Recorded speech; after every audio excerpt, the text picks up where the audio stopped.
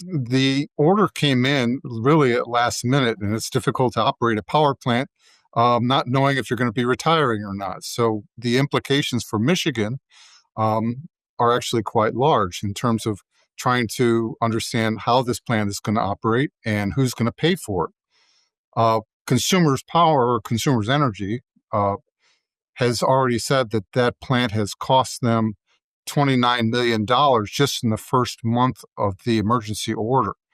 And they have put a case before the Federal Energy Regulatory Commission to try and figure out who's going to pay for the operation of this plant because of the emergency order. And it was decided recently from the Federal Energy Regulatory Commission that that cost would be spread amongst utility ratepayers across the upper Midwest. So that includes Michigan, it includes nearby Wisconsin and Minnesota, Missouri, parts of Illinois, et cetera. So they're going to try and spread these costs across many power systems, and it will affect the rates of for electricity, for a good portion of the Midwest.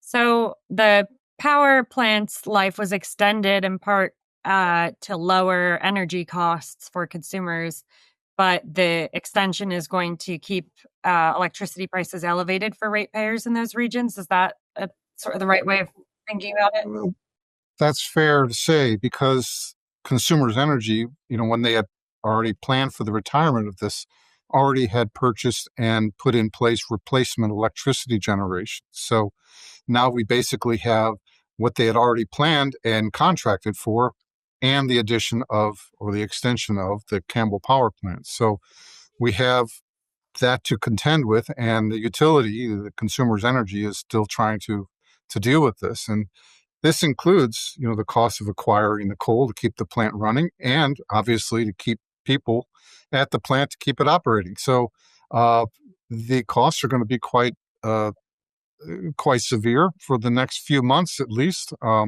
and that's going to become a political hot potato, not only in Michigan but elsewhere, as other plants are going to be are on the schedule to be retired here by the end of the year.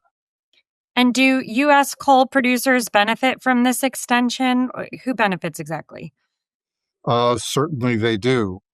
This plant will consume as much as 400,000 tons of coal a month, and this was unplanned demand. So the coal for this particular plant comes from Wyoming, and those coal producers will benefit from the additional sales that they'll have this year.